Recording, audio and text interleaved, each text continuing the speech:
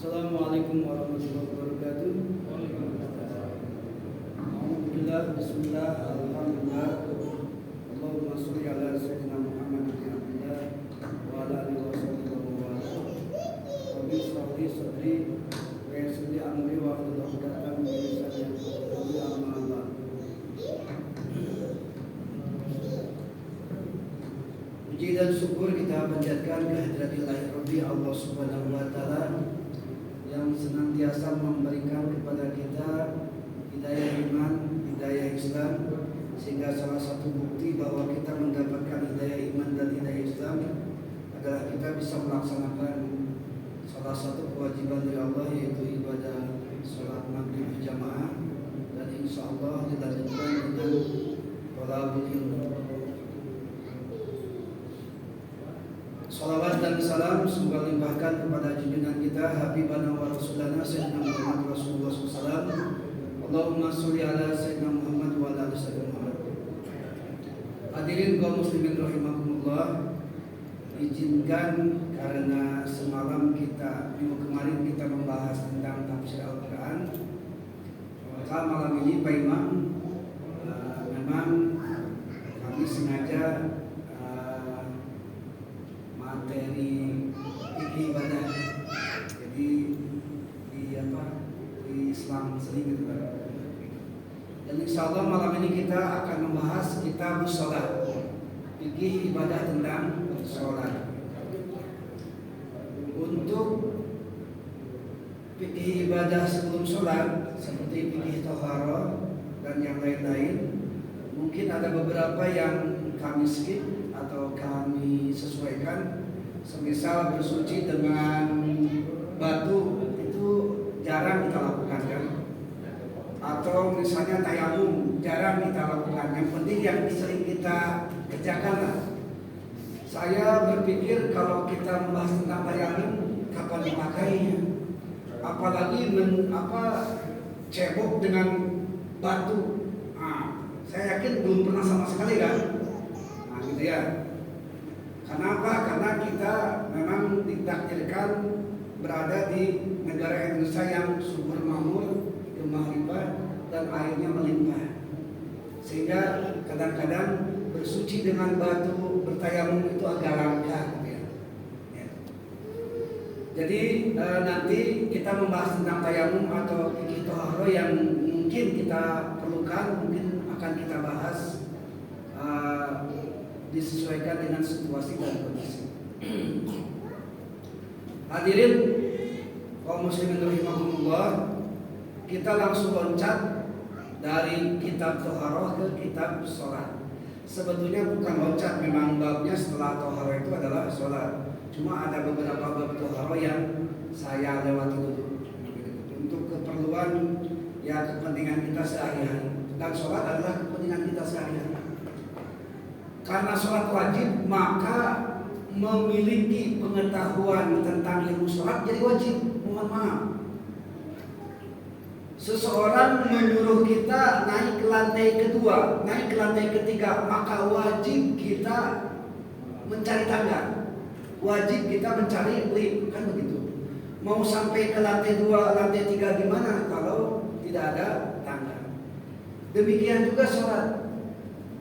Karena sholat wajib, maka pengajian majelis ilmu yang ada hubungannya dengan sholat, maka kita wajib untuk melaksanakannya. Salah satunya adalah majelis ilmu. Jadi bapak-bapak yang ada di sini, seandainya agak kurang paham atau awam tentang fikih sholat, wajib dalam rangka mencari ilmunya atau mencari pemahaman daripada ibadah yang kita kerjakan. Salah satunya adalah ibadah sholat. Baik, kita coba dengan kalimat pertama. Bismillahirrahmanirrahim. As-sholat.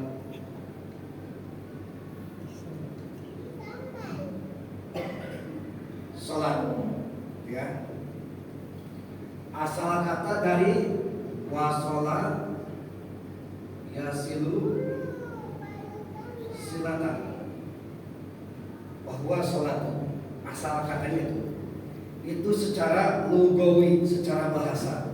Pancasila secara bahasa panca 5 sila dasar. Nah, sholat pun demikian. Itu untuk pembukanya. Karena biasanya beberapa kajian ketika ingin memperkenalkan awal bab itu harus takrif dulu, definisi dulu. Nah, gitu. Ada etimologi, ada terminologi. Kalau ini etimologi, apa terminologinya atau apa istilahnya? Kita coba tulis lagi. Ini berdasarkan kitab Kifayatul Ahyar halaman 82. Pengertian etimologi atau istilah daripada sholat. Aqwalun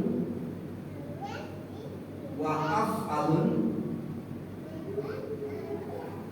muftatahatun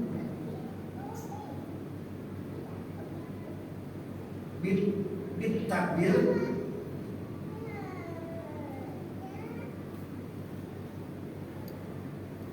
wa mukhtatamatun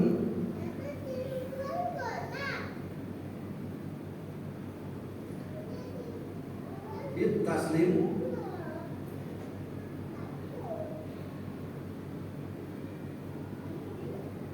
bisyurut. Ini menurut Kifayatul Ahyar.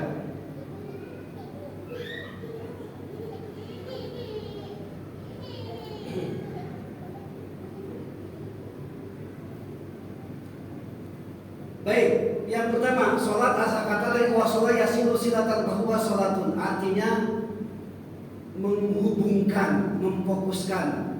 Kita pernah dengar silaturahmi, silah itu menghubungkan, tali silaturahmi.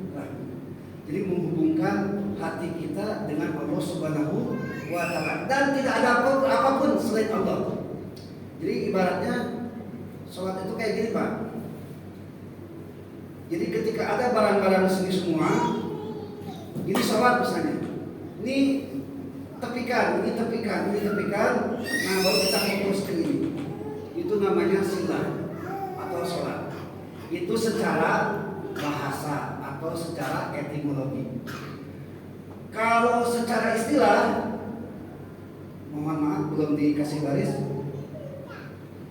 Kalau secara istilah, aqwalun wa af'alun muftatahatun bitakbir wa mukhtatamatun bit taslim bisyurut. Tiap-tiap ucapan, tiap-tiap pekerjaan atau amal, muftatahatun yang dibuka, dimulai bitakbir dengan takbir, wa mukhtatamatun dan diakhiri bitaslim dengan salam, bisyurut dengan syarat-syarat. Nah, itu pengertian secara terminologi atau istilah. Dan itu menurut para ulama jumhur, baik dalam kitab Fathul Mu'in, dalam kitab I'anatul Talibin, dalam Kifayatul Ahyar, semuanya rata-rata definisinya seperti ini. Tiap ucapan, bukankah sholat kita ucapan semua ya? Ada Al-Fatihahnya, ada iftitahnya, ada surahnya, ada bacaan ruku sujud dan sebagainya. wa'af'alun, dan amal, pekerjaan, gerakan. Contoh takbir, contoh ruku, contoh sujud dan sebagainya. Dan nanti dirangkum semuanya dalam rukun sholat. Jadi insya Allah rukun sholat akan kita bahas setelah kita membahas tentang pengertian daripada sholat ini.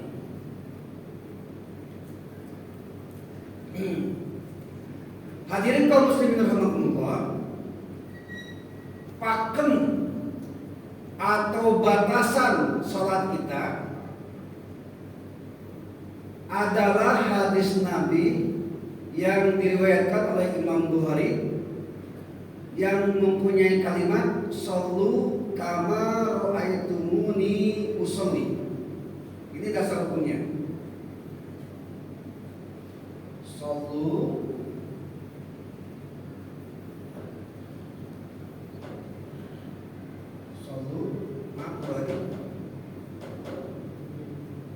Shollu kama ra'aitumuni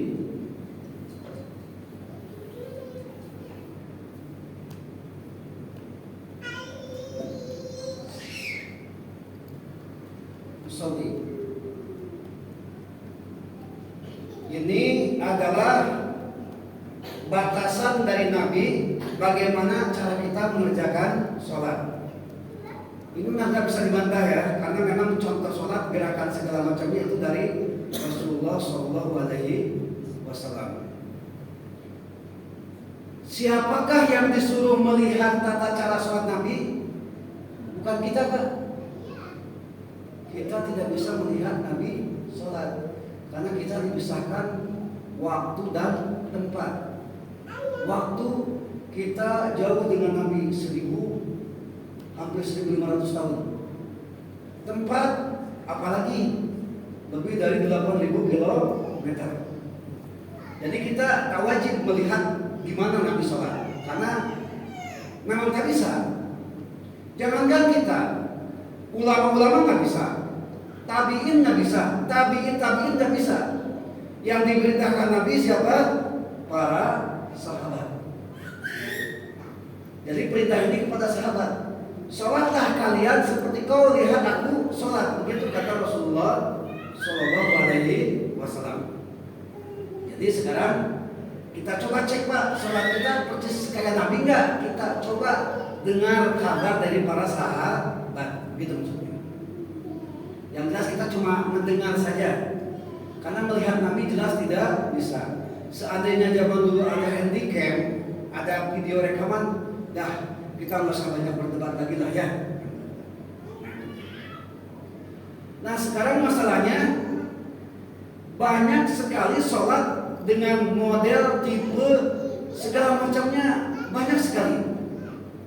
Ada yang takbirnya pas di telinga Allah, ada yang di dada Allah, ada yang pakai angkat tangan Allah, ada yang sekali begini Allah, gitu ya. Nah kita yang mana nih? Dan di dalam hadis-hadis tentang sholat Nabi melakukan itu semua. Nabi pernah gini Allahu Akbar. Kapan? Ketika Nabi memimpin sholat berjamaah di bukit-bukit. Nabi di bawah, jemaah sholat itu di sapnya itu makin ke sana makin tinggi. Jadi Nabi yang mau tidak mau ketika takbir harus kelihatan tangannya. Jadi kalau bapak mau gini silakan, tapi di bukit gitu maksudnya. Kalau di sini tidak pantas. Dan yang itu ya jadi aneh ya. Nah, gitu ya. Tapi ini hanya apa istilahnya? Hanya sekedar gambaran, banyak yang beda-beda. Gitu ya. Ada yang ketika takbir meletakkan tangannya di antara dada dan dada dan pusar. Ada yang di bawah pusar. Ada yang di sebelah kiri dan macam-macam. Ah gimana nih sesuai dengan Nabi tidak kan gitu. Insya Allah mudah-mudahan kita bahas. Nah, kenapa terdapat perbedaan begitu? Tadi saya bilang, shollu kama ra'aitumuni usolli itu kan perintah kepada sahabat kan, karena kata Nabi, sholatlah kalian seperti kau melihat sholat, itu kan begitu. Melihat ro'aitumuni, melihatku, gitu kata Nabi. Kalau melihat kita jelas nggak bisa melihat.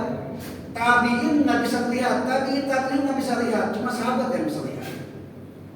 Nah, sahabat Nabi yang tercatat menurut Imam Asyuti itu semuanya ada 124.000. Menurut Imam Asyuti.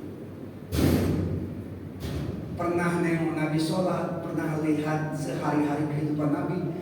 Jangankan 124.000, 1.000 saja bisa saja kan penglihatannya beda-beda kan. Menurut Imam Al-Razi, sahabat Nabi itu 114.000.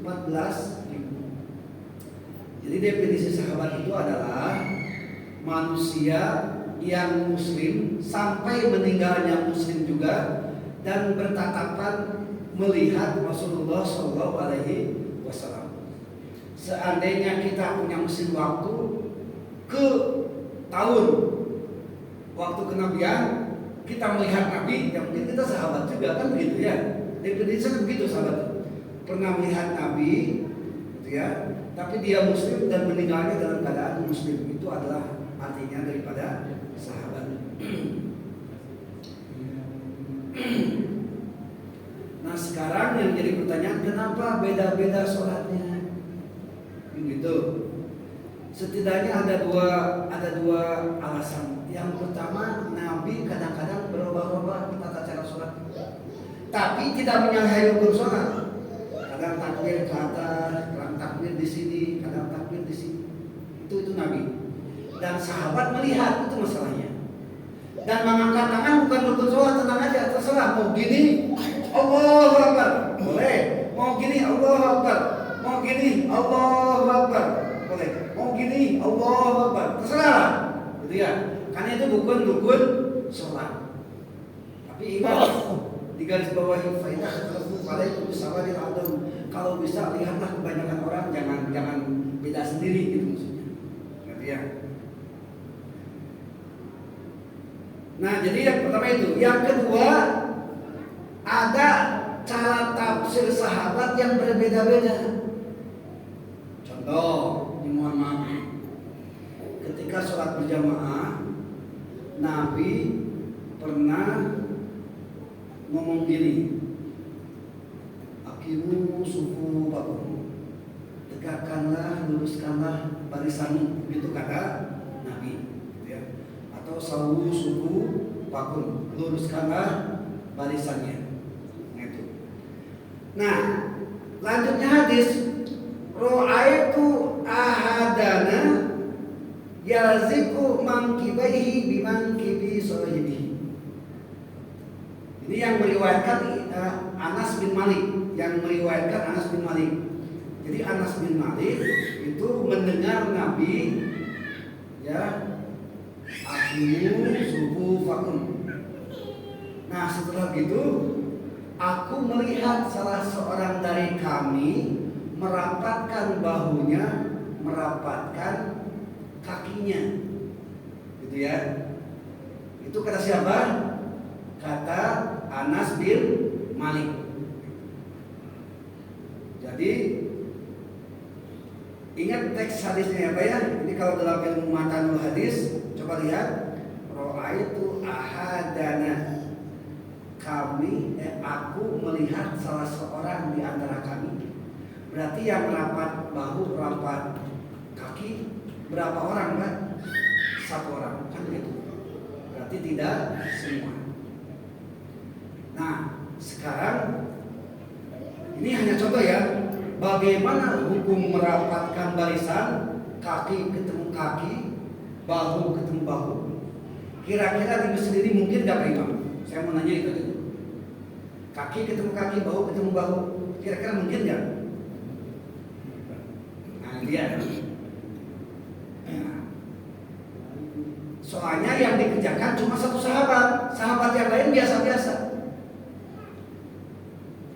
Gini aja lah, silahkan praktekkan bahu dengan bahu, kaki dengan kaki ya. Terus setelah itu coba langsung at-tahiyat, kira-kira nyaman nggak? Itu aja.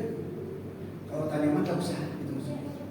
Karena salah satu khusyuk itu adalah nyaman ketika kita melaksanakan ibadah sholat. Ya, jadi ya. Jadi itu bukan wajib, tapi ada yang menyatakan wajib sesuai dengan hadis ini. Karena apa? Karena melihat wa'aitu ahadana yajiku mangkibaihi bimangkibi sahibihi. Aku melihat salah seorang di antara kami bahu dengan bahu, kaki dengan kaki rapat. Itu satu orang sahabat, yang lainnya tidak. Siapa yang mengatakan wajib? Albani, Syekh Utsaimin, Imam Ibnu Taimiyah, Imam Ibnu Al-Jauziyah, itu yang mengatakan wajib. Itu apa ya? Kalau Imam Asy-Syafi'i, Imam Maliki itu hukumnya keutamaan. Karena apa? Karena ada itunya apa? Liutamimas sholat, liutamimas sholat, untuk kesempurnaan sholat. Jadi untuk kesempurnaan sholat silakan boleh merapat, gitu ya. Yang tidak boleh, yang makruh, apalagi ini nih, saya sering khawatir lihatnya. Ini antara tiang ini sama tiang ini sebetulnya cukup 5, kadang-kadang diisi 4, dan ada yang celah itu yang dimakruhkan dalam sholat berjamaah. Nah itu bagian pengurus masjid lah, gimana cara mengaturnya. Apakah dikasih tanda kaki misalnya supaya tanda kaki ada 5 supaya terisi semua, atau gimana, terserah lah gitu. Ya, yang jelas kalau ada celah untuk satu orang itu makruh sholat berjamaahnya. Kenapa? Karena menyalahi daripada hadis Nabi, hakimu sufu waktu. Ya, harus rapi dalam barisan sholatnya. Jadi perintah Nabi bukan rapatkan kaki dan bahu, tapi rapi barisannya. Ibarat logika begini Pak, ketika sebelum upacara kan kita siap gerak setengah lencang kanan gerak gitu ya, ada yang begini atau lencang kanan kan.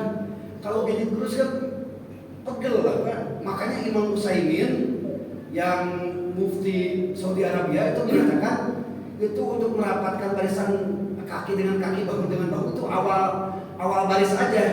Setelah itu silakan aja menyesuaikan.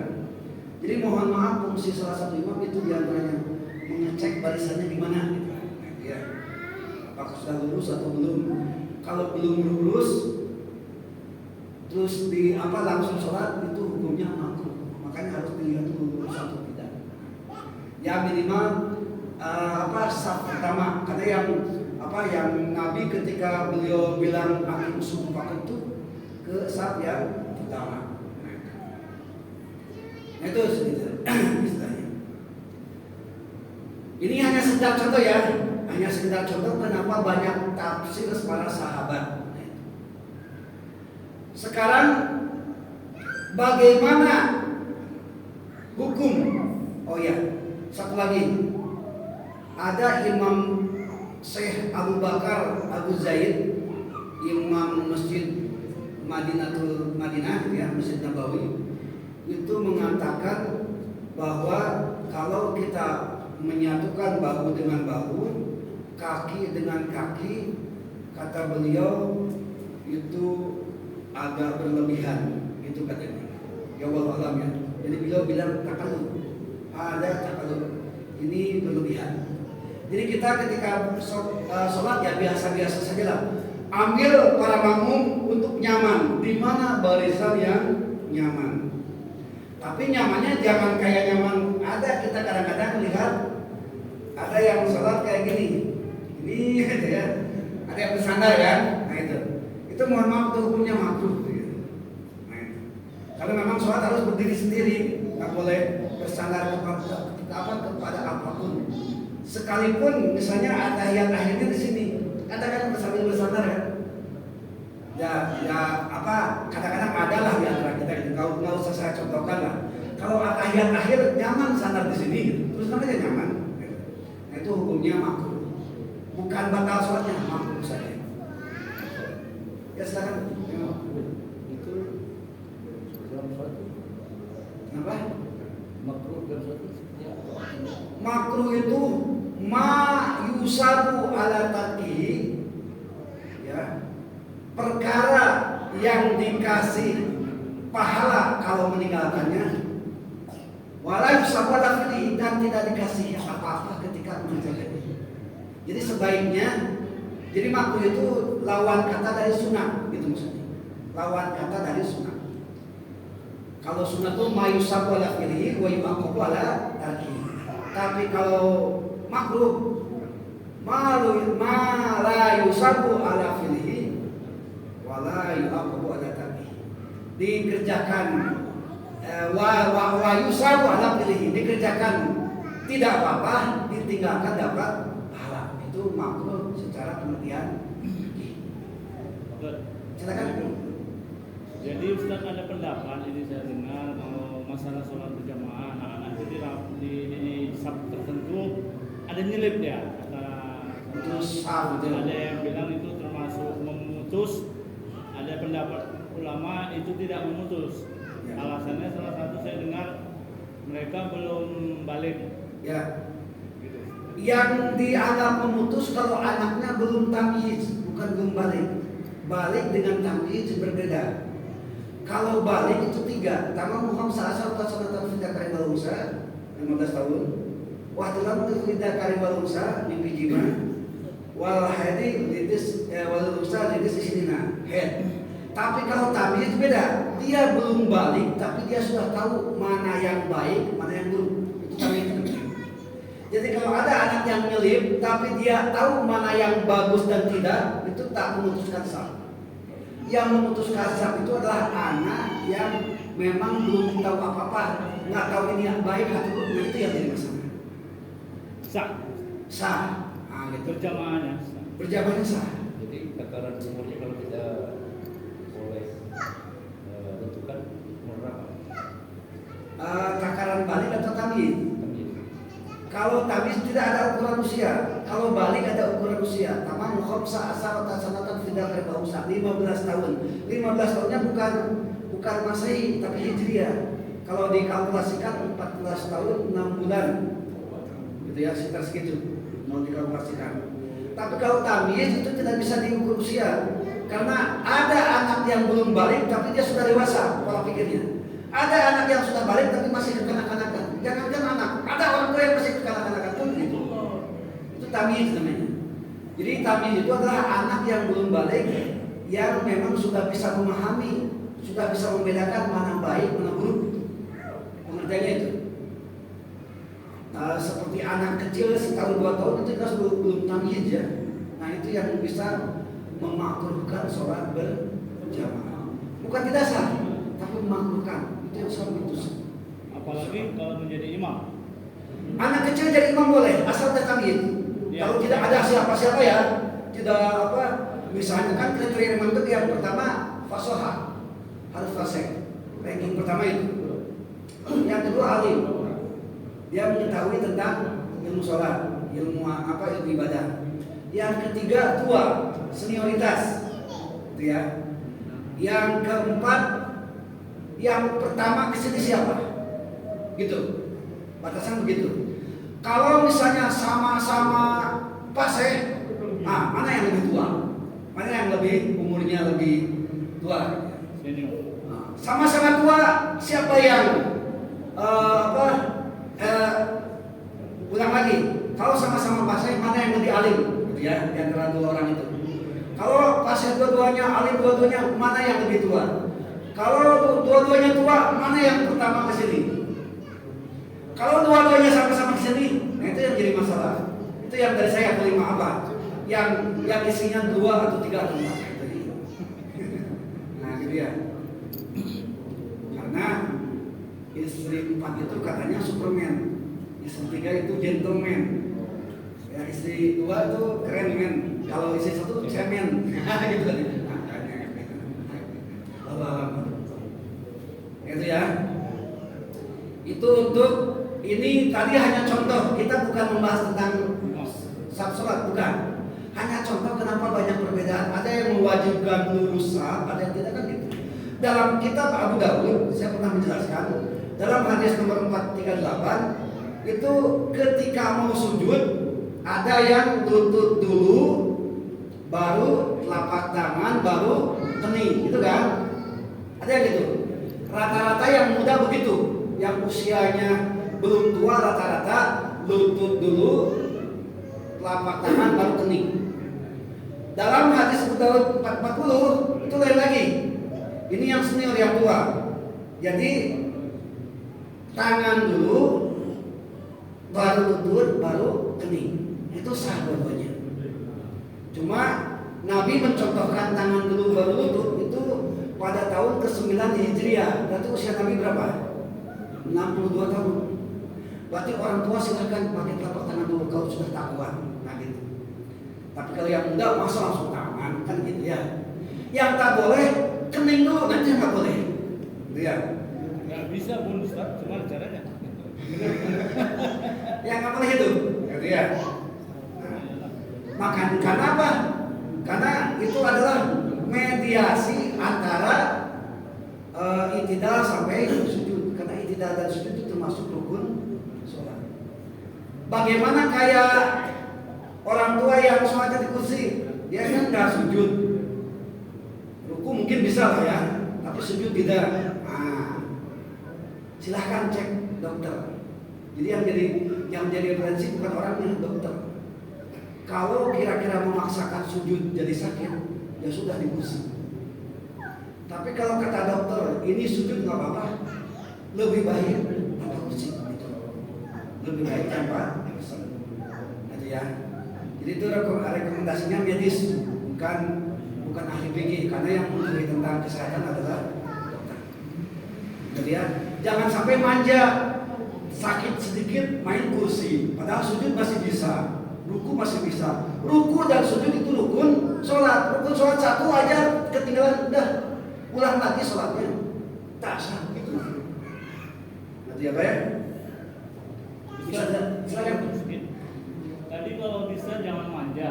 Jadi kalau kita capek, kita malas sholat berdiri itu dulu manja itu apa namanya? Yang boleh manja hanya sholat sunat saja. Sholat wajib tidak bisa. Mohon maaf. Kecuali memang madarat. Madarat itu ketika kita melakukan rukun sholat, misalnya sujud atau ruku, mengakibatkan sakit, mengakibatkan kemudaratan yang lain, nah itu silahkan, tak jadi masalah. Tapi kalau kita mampu sujud, mampu ruku, kenapa tidak? Untuk menyempurnakan sholat itu. Makan saja kita ingin sempurna, rumah saja kita ingin sempurna, masa ibadah kepada Allah mau sempurna? Kan begitu. Sudah berdiri Ustaz, kalau capek, bukan kalau sujud sama ruku. Ya, berdiri sanggup tidak? Itu Capek, masalahnya. sebenarnya capek nih. Bukan masalahnya bukan capek atau tidak. Orang capek masih bisa berdiri. Bisa. Jadi pertanyaannya bisa apa? Bisa berdiri atau tidak? Kalau tidak mampu berdiri sehingga kalau berdiri memaksakan berdiri dia tambah sakit, nah itu silahkan, itu rukhsah namanya. Tapi kalau hanya capek, malas berdiri lah, apalagi tarawih, apalagi sholat subuh, pas hari Jumat ya, sholat as-sajdah maksudnya, nah itu tak bisa, mohon maaf. Gitu ya. Karena memang itu berdiri itu salah satu rukun sholat. Nanti insya Allah kita bahas tentang rukun sholat. Silakan. Saya pernah dengar itu ada ustaz menyampaikan kalau berjamaah itu kita sendiri belakang itu tidak termasuk dalam jamaah itu. Di belakang, maksudnya saat depan tak penuh atau? Iya. Jadi kita masuk nih, tiba-tiba sini semua ada penuh kan? Kita sendiri di belakang. Kata ustaz itu, dia tidak termasuk dalam jamaah. Tidak termasuk. Termasuk dalam jamaah itu tidak termasuk. Karena ada kawan saya jelas. Jadi cara dia di situ itu, ini kan kalau di belakang kiri batu, itu saja sebagai kawan dalam jamaah itu. Kata dia itu ustaz. Begini, yang pertama kriteria penuh saat pertama atau kedua itu, yang jelas sudah tidak ada celah untuk satu orang, itu ketentuannya itu. Ya, bukan celah antara 2 cm, 3 cm, 5 cm, bukan. Celahnya itu ada di apa? Kalau masih ada celah satu orang, silakan masuk. Gitu ya. Tapi kalau kita sudah meyakini, al-yakin adalah jalur bisa. Kita meyakini kita udah tamuan lagi nih, gitu ya. Kita memang dianjurkan untuk membuat saf baru. Kenapa dikatakan kita terpisah dari jamaah? Karena kata dia itu sendiri belakang sendiri, karena kawan katanya. Yang namanya sholat berjamaah itu terdiri dari imam dan makmum. Nah itu saja. Kalau imamnya sendirian, baru itu bukan sholat berjamaah. Ketentuan berjamaah itu imam dan makmum. Karena Ustaz pernah ada kalimat gitu Ustaz, ditepuk yang depan tuh mundur dia. Harus dua dia, gitu kalimat yang selalu pernah saya dengar. Saya belum menemukan keterangan harus menepuk. Panggil ya, jadi mundur. Ya. Katanya biar ada kawan berdua di belakang minimal. Ya. Saya belum ada al-asl ibadah al-mutlat hataya juga ada liman tubihi awli ujubi. Asal muasal ibadah itu batal sehingga ada dalil yang menunjukkan wajibnya atau sunnahnya. Saya belum menemukan, harus tepuk dulu. Belum menemukan. Kalau belum menemukan ya jangan berkreasi sendiri lah, kan begitu. Gitu. Kalau bapak-bapak sudah menemukan ya silahkan. Gitu. Cuma hadisnya hadis apa dulu? Banyak belajar hadis mutawatir, sore. Tapi kan dia tadi udah bilang Ustaz dari Google. Iya kan? Itulah makanya saya kan barusan ngasih contoh banyak pendapat. Ada yang takbir gini, ada yang begini, ada yang begini, ada yang angkat tangan. Kan itu karena tafsiran para sahabat ketika lihat Rasulullah sholat gitu. Jadi saya menjelaskan kenapa bisa beda-beda pendapat begitu. Dari Google. Nah. Itu. Tapi yang lebih fasoha, yang lebih aktual dengan yang gini aja. YouTube offline gitu ya. Lebih baik begitu. Sayangnya di Ustaz dalam YouTube itu dia tak jelaskan apa dasarnya itu Ustaz. Itu tadi punya kalau misalnya penuh sabuni, misalnya kan, tiba-tiba keluarkan terlambat, kau sendiri itu, tiba-tiba ada kelembatan, nah itu di depan belakang itu supaya dia mundur katanya. Ya, itulah bentuknya itu saya belum menemukan itu masalahnya. Jadi saya nggak berani. Yang jelas kalau saf udah penuh, bikin saf baru kan begitu. Kenapa tidak? Tidak sah semuanya karena siapa yang jadi syarat berjamaah itu kan ada imam dan ada makmum kan begitu. Kecuali imam misalnya didahului oleh makmum 2 kali rukun itu udah tak sah berjamaahnya. Khusus bagi si makmum. Kalau mendahului ya khusus 2 rukun gitu. Bukan 1 rukun tapi 2. Jadi itulah problematika kita sehari-hari karena apa? Karena memang banyak yang kita temukan. Cuma mohon maaf, supaya kita tidak melebar kemana-mana, kita hanya membahas kajian tentang mazhab Imam Syafi'i itu aja. Karena kalau dengan mazhab yang lain, ya Allah ampun, kita nggak bisa apa? Ya, jadi kalau bisa jangan bercampur mazhab lah kalau khusus ibadah, supaya kita lebih nyaman gitu. Saya sering melakukan contoh beberapa kali. Sering ya, ini sekitar gambaran buat kita.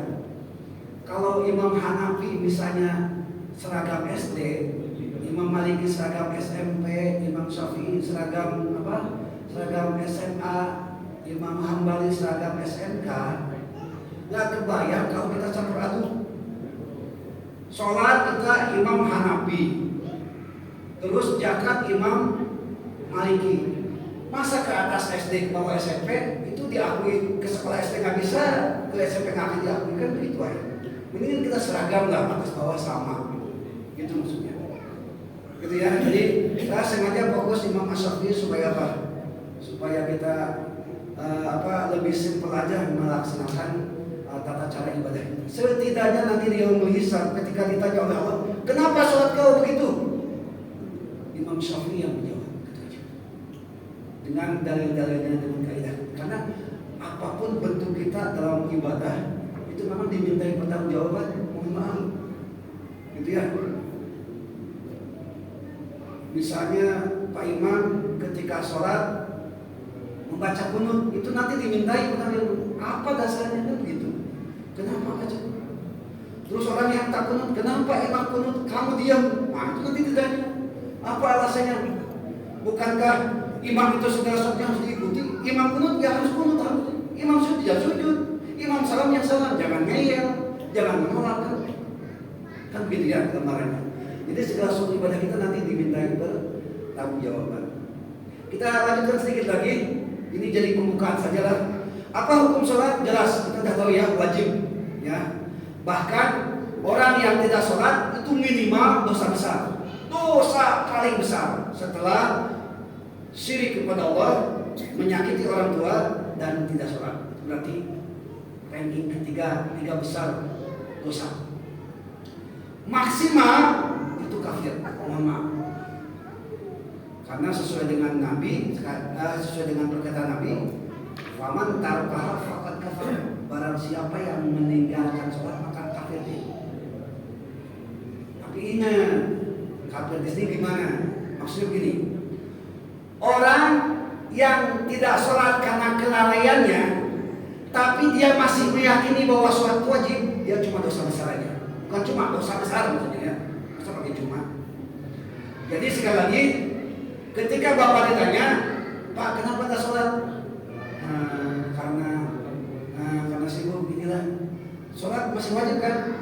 Masih sih. Nah misalnya, itu berarti dosa besar. Tapi kalau ketika ditanya kenapa tidak sholat, saya tak wajib sholat lah. Nah itu baru kafir. Itu maksudnya. Bisa membedakan ya Pak ya? Maksud kafir itu maksudnya di mana? Yaitu orang yang sudah tidak mengakui atau mengingkari kewajiban sholat. Jadi resiko kecilnya itu dosa besar. Resiko maksimalnya itu adalah kafir. Alhamdulillah, summa na'udzubillah. Nah, sekarang masalahnya, adakah orang yang tak wajib sholat? Ada. Tapi kriterianya cuma 3. Pertama, ada yang total tidak wajib sholat, 100% nggak usah diganti.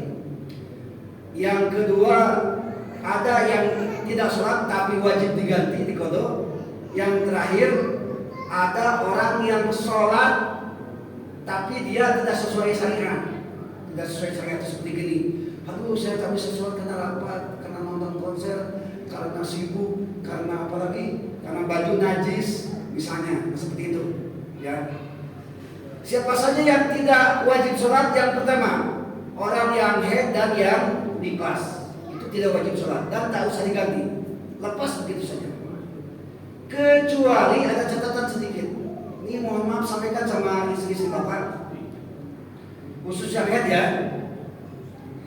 Haid perempuan itu kalau datang yaumun paling sedikit itu sehari semalam. Yaumun walaylatun paling sedikit sehari semalam atau 24 jam. Keumuman itu 6 sampai 7 hari. Paling lama itu 15 hari. Kita ambil yang umum 6 sampai 7 hari. Mama Pak ya, agak dipercepat sebentar. Ini catatannya begini. Seandainya duhur jam 12.00, istri bapak jam 12:15. Ada kewajiban sholat nggak Pak Haji? Ada 15 menit. Belum sempat sholat. Nah itu boleh tidak sholat, tapi nanti setelah beres haid wajib diganti. Itu maksudnya. Ini catatan nih. Ini wajib mau tidak mau. Ingat ini banyak Imam Asy-Syafi'i ya. Atau sebaliknya, duhur jam 12, asar misalnya jam 15.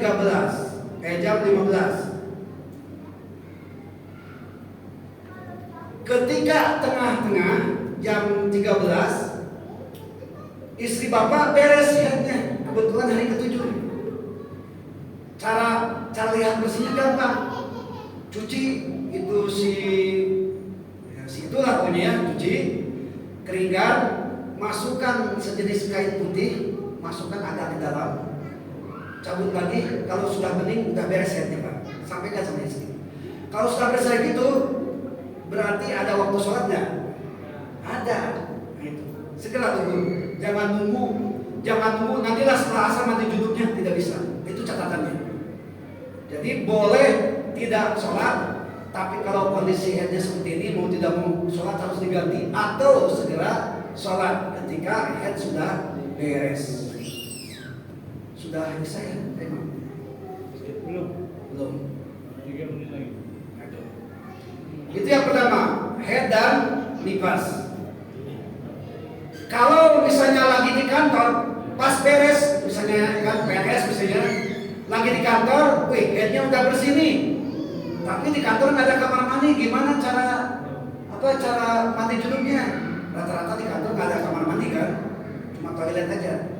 Kalau betul-betul tak ada air, tayamum saja, udah tayamum silakan sholat duhurnya.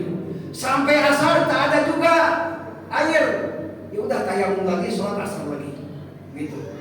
Nah, kalau maghrib kan udah pulang, silahkan mandi dulu, silahkan sholat. Itu ketentuannya.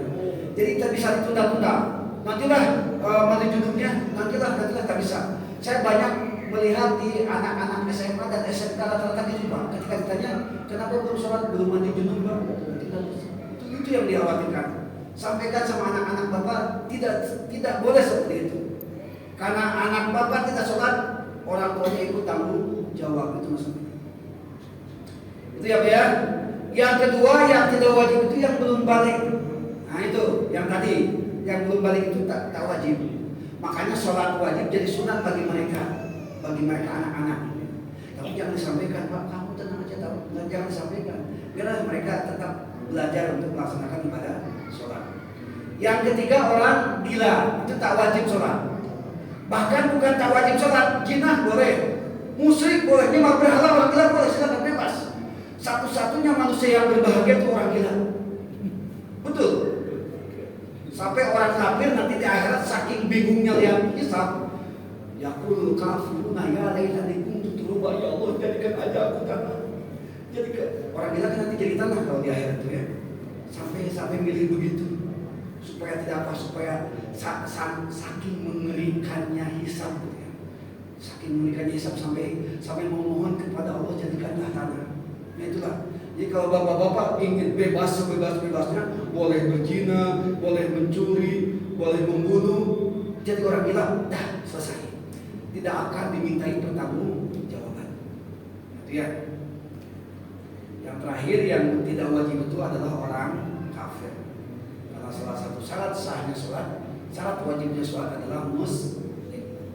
Jadi kesimpulannya, bila di lingkungan kita tidak ada yang sholat, ada seseorang yang tak sholat, jangan kusudon. Mungkin dia lagi head, lagi nifas gitu. Wah, masa lagi head, lagi nifas pakai kumisnya? Tunggu dulu. Mungkin dia belum balik. Masih anak-anak, wajarlah nggak sholat, nggak berjamaah, namanya juga anak-anak. Masa anak-anak udah jenggotan misalnya dia? Tunggu dulu. Mungkin dia orang gila. Kan gitu. Orang gila gak wajib sholat. Jadi Bapak jangan sudah dulu ada di nusa kita yang tak sholat. Ya mungkin dia head nifas, mungkin dia belum balik, mungkin dia orang gila. Oh enggak lah, enggak gila, dia orangnya waras kok. Satu lagi, mungkin dia orang kafir. Nah, selesai itu aja. Jadi nggak usah sampai kita sudah gitu aja lah ya. Hadirin kaum muslimin rahimakumullah.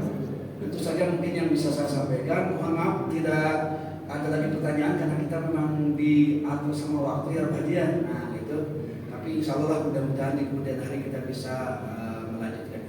Hadirin kaum muslimin rahimakumullah, itu mungkin hanya sekedar pembukaan kitab sholat. Tadi yang kita bahas bukan tentang sholat atau imam segala macam, itu hanya contoh saja. Mudah-mudahan nanti kita bisa mendalam lagi untuk membahas. Sekian dan demikian. Wallahu muwaffiq ila aqwamit thoriq. Wassalamualaikum warahmatullahi wabarakatuh.